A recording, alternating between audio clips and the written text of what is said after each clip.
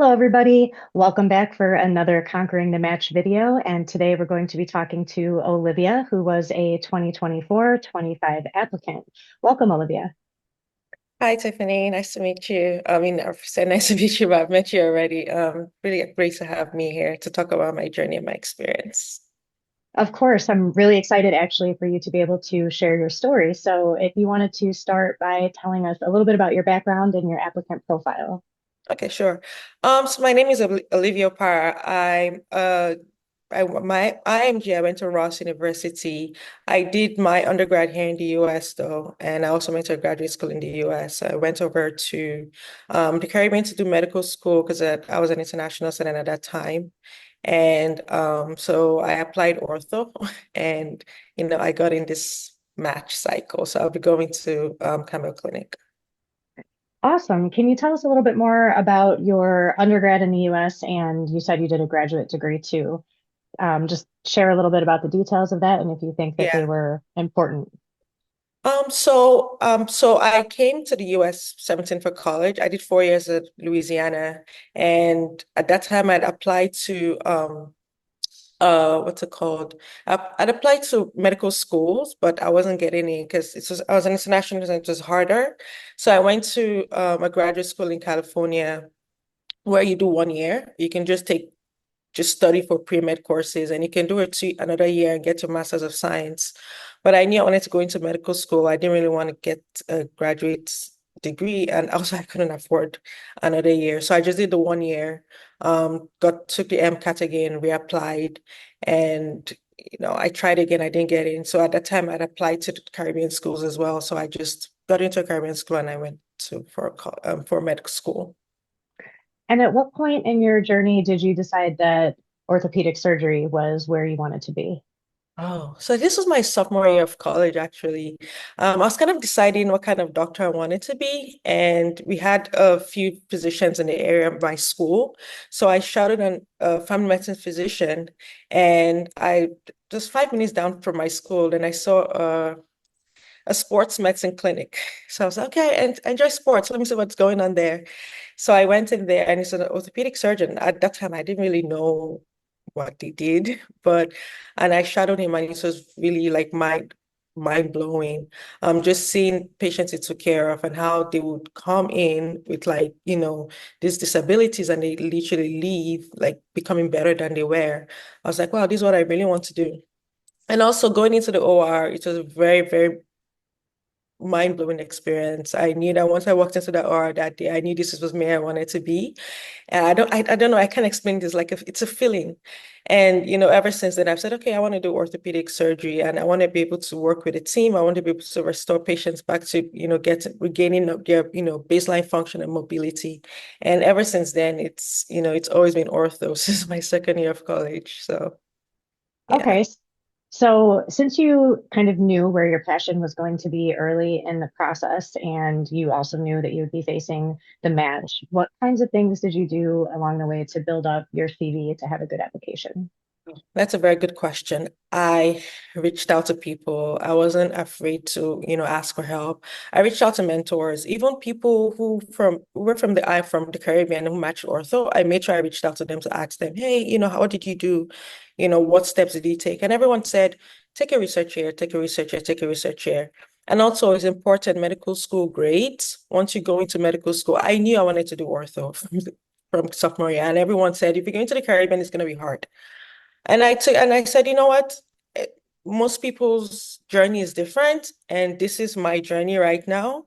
So I'm going to make the best of it and make sure that what I want to do, I'm going to do it. So I went into medical school just very determined, put my head down, and I studied. And, I came out, I did my first 2 years, I did my, what's it called? Left the Caribbean, I did my course in the US. And I remember surgery was my last rotation. I had gone through family medicine, OB, PIDS, IM, and I was like nervous because I was like, okay, this is nice, but it wasn't really what I wanted to do. And I said, okay, what if I get to surgery and it's not really what it is, like what I really want to do? And I remember going into my surgical rotation and it didn't feel like I was working.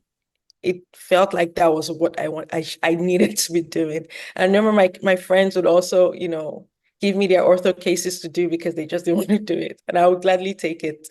So that was when I knew that this was it for me. So I took a year off and I did research, and I applied this year. And overall, if you think about the CV that you applied with, can you tell us a little bit about the scope of work so we know that you had some research? What about volunteer work Yeah. and other components? Okay, that's good. So through I'm very passionate about service, and I've been doing mission trips since college actually. I was also able to do that during medical school. I was the co-director of my mission trip organization at my school. So I was able to do that. We traveled to a couple of places. That was on my CV as well. So they could see my interest in, in like global work. And also, I did a lot of volunteering. I did a lot of, I took a lot of leadership roles, basically. And I think that helped too, because the ortho applicants, program directors want to see that you can actually take initiative on certain things. So I was able to show that on my application and things that I had done through not just in medical school, but since, college. And it was the same, it had a track record basically. So, and also research helped having the publications that I had. It was a lot of work, but I would say those helped as well. Would you say that there was anything on your CV that was like the standout kind of star of the show, or was it more so the big picture? Mm. I would say everyone gushed about my letters. Okay. Everyone said I had really strong letters. So I think that's what helped me.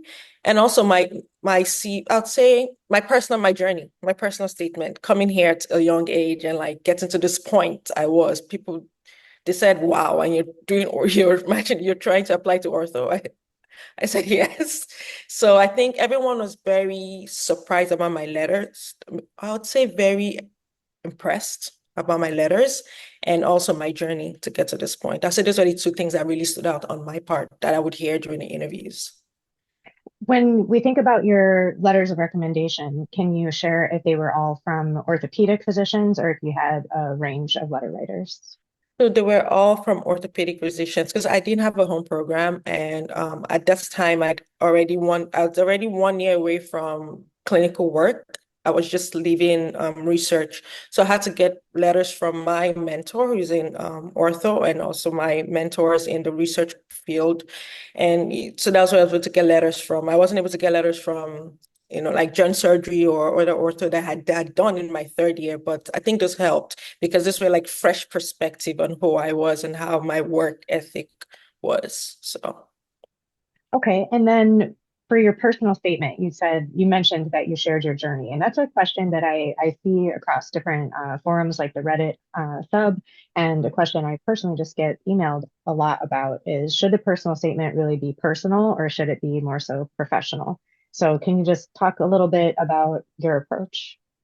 I think most times, I would say program diary. When I was writing my personal statement, people said, it's okay to share personal stuff, which is very important, but at the same time, it's okay to be very sincere because everyone's personal statement is different. I rewrote my personal statement a lot before I go to the final draft. So I put a lot of things in there and then I'll take it out and I'll put something in there and I'll take it out. And I just said, you know what? I just want to be myself. So I just spoke about my journey, why I wanted to do medicine, why I left my country. I left my family, the only person who moved here to come here to pursue medicine. And I also, talked about what drew me to orthopedics and, also talked about what I've been able to do so far. So showing that this has been my journey and the work that I've put in. And so I think that helped. So that my personal statement was basically explaining my life in the 13 years I've been here, but in one page. And it feels small because you can't get everything in one page, but if you can just pick out the highlights and let the rest of your CV application just speak for itself. That's why you have the 10 experiences, right? Where you can put the things you've done so far. So I'd say everyone's personal statement is different. You don't have to put things that are too personal if you're not comfortable putting it. But I would advise just be very sincere because at the end of the day, they want to see that you're very genuine. Okay, so we talked about a lot of the different components of ERIS, the CV, the experiences, your Mhm. personal statement, and letters. Would you say, or I should say, what would you say was the most challenging part of preparing your application for submission at the end of September? I would say making sure the entire application is well done. Making sure the entire application is, because this was my first time, so I didn't really know what to put in. So no, so I've reached out to you to for guidance, which you were very, very, great help. And I would say making sure my everything was very articulate, the words were put right. If I put something down in my experiences, I explained what I did, which you helped me with. Instead of just saying, "Oh, this is this," I explained what I did, the number of like people I talked to, or number of students I worked with. It was very mind opening. So whenever you go to the personal statement, you can see, okay, it's detailed. She didn't just write, she explained in detail. So I would say that was a challenging part. And then personal statement, of course. But I think every day, I think to start early, which I think it's very, very helpful, start early because probably gonna have like 20 drafts by the time you're time to submit. But yeah. Okay. So once you had your application submitted, which is application season feels sometimes extremely Yeah. stressful Yeah. until it's been submitted and now we're waiting for interviews. And that's a whole Yeah. different type of stress for people usually. What Yeah. was that season like for you? When did you get your first interview? And how overall, how was interview season? Okay. So with ortho is very different where you get your interviews in one day. So we submitted the application, I think 21st September, I think. I'm It not was sure. yeah, late 20s, somewhere in Late there. 20s, yeah, or 27, I don't know, but it's in September. So we got our interview invites in November 18. In ortho, you get it one day. And some will trickle in, but within that week, that's it. So I was able to get mine in November. So like you just get emails or rejections, the ones you got. And so I was able to find out mine. And then the next day by 12 p.m., you go schedule your interviews on Thalamus, where schedule them when you want to attend them. So all the interviews were between December to January to end of January. There was a 2-week break for Christmas and New Year. And then the week of January 1st, you have interviews all up until the end of January. So that's how my interviews were scheduled. There was a point I even had like 3 interviews, and all the interviews were in person too for ortho. Yeah, I don't think I said that. So I did a lot of flying. I did a lot of flying, a lot of Airbnbs. A lot of money went into it, but glad it paid off because I was like, this is expensive. But yeah, it was really a stressful moment because you don't know what this program's expecting. You don't know if you're doing well during the interviews. You don't know if you're saying the right thing. But what I got from my interviews is that I went in there telling myself, you know, just be yourself and be who you are and be sincere. They've already seen your application. That's why they called you for an interview. And the worst thing you can do is go there and be somebody you're not. How many interviews did you get total? So I got 9 interviews and 1 wait list. Mhm. Okay. And I like the advice that you gave about going in for an interview and just reminding yourself of two important things. It's advice I give to you is to absolutely be genuine and rather than trying to be who you think they want you to be yourself. Mhm. And also remembering that they did pick you. They have an interest in you already. They just want to get to know you.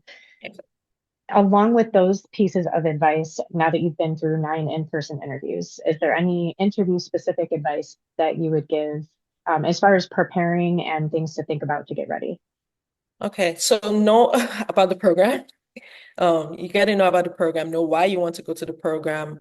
Some of my programs are a mixture of programs that I did some rotational observership at, and then some I had not. So I had to learn about the program, learn about a lot of things I didn't know. Being rotational at the program is different from when you don't even know about the program at all.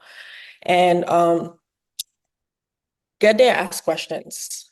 Interviewers want you to ask them questions. It might not necessarily be about the program, but like try to be personal. You can look them up because what they do is that they give applicants the people who are interviewing them. They give them their names and the rooms they are going to be interviewed at.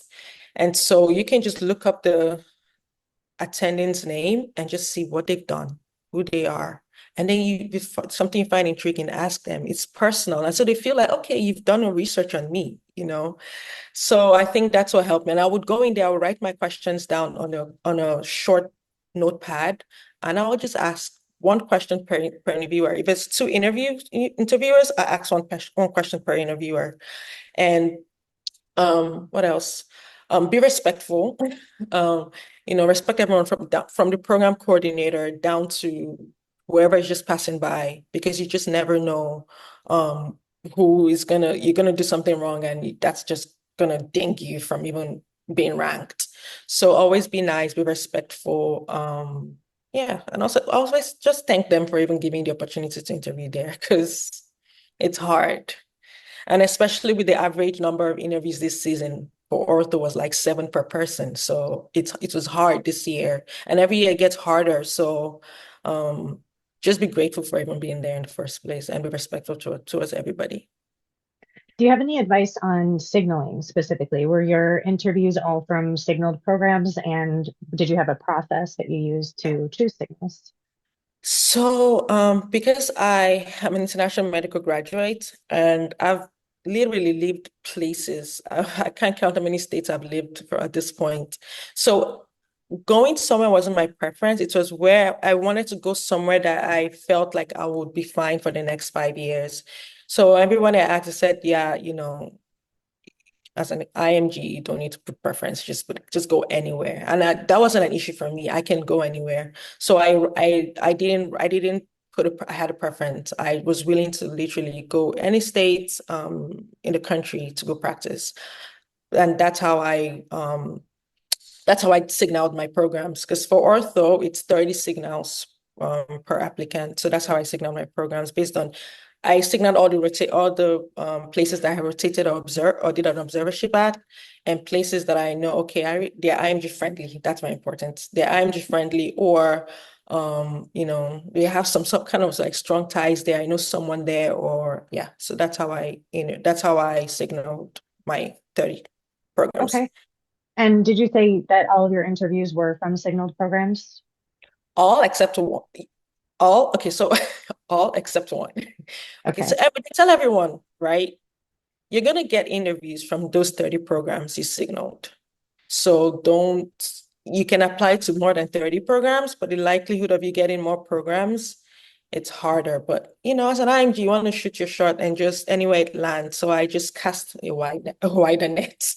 But I only got one interview from a program that I did not signal, just one. But all of the rest of my programs were from my signal. All the rest of my interview invites were from my signal. How It's very real. how many extra programs or programs outside of the signal did you apply to? I think it's that I applied to about 80. I think I applied to about 80 just to I knew I wasn't gonna, get more programs outside of the signal, but I just wanted to give myself that shot. So, and it's true. If they give you 30 signals, make those 30 signals where you really want to go, and the rest is just okay, anywhere. Just in Yeah. case. Just in case. Exactly. Exactly. So after your interviews and it was time to create your rank order list, was that an easy process for you, or was it something that was a little bit blurry in terms of choosing, your top ranks? It's funny because I don't know if I can say this publicly, but it's funny because when my interviews came in, I had already made my rank list based on how my interview invites came. It was Okay. be- I don't for some reason I'd ready. So when I after the interviews had finished, so this was a pre-interview rank list. So I had gone through all the interviews, and this was around February. So I opened the book. I'm like, okay, nothing has changed. So which was funny. So yeah, when I ranked based on if I rotated there, did I really like it? Or I don't really know this program, but I don't really do I really want to stay in that state? That's how I ranked. Um, but it didn't change. It didn't change. I thought it was going to, but it didn't change. And that's Did what you and that's what they tell people when you make a rank list, don't change it, because that's what you feel, and that's how you feel initially. Because some people, they kind of like switch rank lists like 2 days, one day before. And if you already had something before, there's a reason why you had that in the first place, and just stick with it. That's actually interesting. I would imagine that most applicants do have kind of a pre-interview ROL where they already know where they really want to go. And Yeah. then the interview is either going to confirm what you thought, Yes. or Yes. maybe it changes things to move that program down or even up the list if it's better than Yeah. anticipated. Yeah. I Yeah. agree. Hmm. And so once you submitted your rank order list and it was time to wait for the Monday of match week and then, of course, the Friday of match week, can you kind of Hmm. just walk us through Monday morning, waiting for the email, and then the time in between finding out where you actually matched? Right. Okay. So because what a, I was trying to keep myself busy from thinking so much about it because I'm on Discord. I don't know, this ortho Discord where you have all the applicants just talk about their experience or interviews and stuff. And people be like, oh, I got a call from this program. I got a call. I'm ranked to match. And I'm like, crickets. I'm like, okay. But I tried not to let it phase me because I knew that I had put in the work. I knew that I had given it my best. And if ortho was isn't for me, it's okay. I can reevaluate and reapply and see what I did wrong and reapply. But I didn't let it phase me. And I remember the night before I went to go grab ice cream. I just felt a sense of I'm gonna be okay. And the next morning, just waiting. I came to my lap. I woke up and I couldn't sleep the night before. I thought I was gonna sleep, but I'll wake up in the middle of the night because I was dreaming about like match. I was like dreaming about myself opening the email. I'm like, oh my goodness, this is nerve-wracking. And I'll wake up and the morning I just kept keep myself busy. I was just replying emails, doing other things I had to do till 10 o'clock. 10 was when mine came in. And okay, it's 9:59, nothing, 10, nothing, 10:01, nothing, 10:02. I was like, okay, did I submit my rank list? I was freaking out. And then mine came in 10:08. And I got a buzz on my wristwatch. I was like, okay, I just opened my laptop and I didn't want to look at it in my wristwatch. I opened my laptop, opened my email, and I saw, congratulations, you have matched. I literally just fell to the floor and started crying because this has been years in the making. This has been a lot of people saying it's hard. A lot of people saying, yeah, it's tough. A lot of people saying you're an IMG. Oh no. A lot of people say you're female. Okay. And you're black. Okay. So it's kind of like I feel like I had done something that was impossible. And just seeing the result, it was like, man, you can always believe in yourself and never, never, never let anybody tell you you can't. Never. Because once you already think you can't, you've already defeated yourself. I know a lot of times where I was like, is this all worth it? And then I would just keep going because I know at the end of the day, I'm doing this not just for me. There's a reason why I came here to pursue medicine and I'm gonna do it. So that's the things that kept me moving. So saying that email was just it was really, I think I've said that was one of the best moments of my life, I would say. That's a really inspiring story. I thank you Yeah. very much for sharing it. Congratulations. I feel a sense of excitement for you just with Yeah. hearing you. Yeah. Um, and Thank then you. what about Friday? So getting the Yeah. information about where on your rank list you were going to be at. What was that like? It was nice. So I went to my school's event here in Florida. We just opened the emails and we rang. So I saw the email. I kind of I didn't think they were going to take me because first of all, I am going to be the first Black female there and the first IMG there. So I was like, okay, the shot of me getting here is slim to none, but let me just rank them high. And so I saw the email. I was like, God is good. Like I was so excited. And I had rotated there before. So I know I could see they saw something in me and they decided to like take me. So I was very grateful. I got a call from the PD. That was when he told me, he was like, you're the first Black female. I was like, what? So, it was a very exciting moment for me. And I was like, I know I have a lot of shoes to fill. And the thing is that I just want to do my best in such a way that I've opened doors for now people coming after me. I am just coming after me, or other minority females coming after me, to know that it's possible. It's hard, but it's doable. So yeah. So, with all of that in mind, and you've already given a lot of really good advice throughout the entire Yeah. conversation, but can you share any additional advice that you would have for this upcoming year's applicants, especially, minority women applying to difficult competitive specialties? Yeah. Okay. I would say look for mentors very early on. Very early on. I remember I don't know, just AOS. It's like Ortho Academy. It happens every year. I would go there every year with my money. To me, it was an investment to my future self. I would make mentors. I'll go there and like meet people who are in ortho. There's a lot of US students who are in ortho. They're coming for these events, they're presenting their research. I was able to make friends, make mentors, network, because these people are going to write you letters and they're going to advocate for you. That's where you start from. Number two, you got to work hard. Like it's easier said, it's easier to say, but it's hard. The days you're going to wake up early, you're going to go to bed late. You're going to have 2, 3 hours of sleep some days, but it's going to be worth it. You have to work hard. You have to be respectful. You have to be humble, because, most times you can't walk into places arrogant or acting like you know it all, because those things don't, especially in ortho where everyone is very chill and they don't mix. So be respectful, be humble. You know, Also, as an IMG, I cold emailed.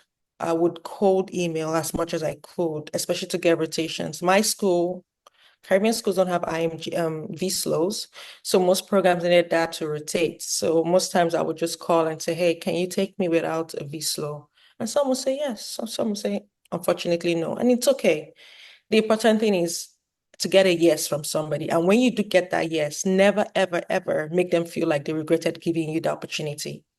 So every opportunity you're being given, use it, maximize it. You can go above and beyond, because that's how you be remembered. Because this is a same opportunity that everyone gets like for free, basically for free, but you literally got it based on your own work, like your merit. So do the best you can and let them know, okay, yeah, okay, I see this person did well. Like program I'm matched at right now, this was my first program that I rotated at, my first one at all. But when I went there, I felt very seen. I felt very um I didn't feel like I was I felt like I was given an opportunity because I earned it, not because I begged to get it. So I made sure I did the best I can. I respected everybody. I showed up, study. You don't want to walk into the OR like you have no clue what's going on. Help out when you can help out. Um, I think that just like things I can say. Make sure your grades are good. Clinical grades as well, those matter. Those matter. The MSPs, the comments, those matter. So if your basic science grades aren't that great, it's okay. But cores, it should be really good. Your MSPs, the comments from the attending physicians should speak for you. It should advocate for you. Thing that helps. Step scores help, but what I've learned is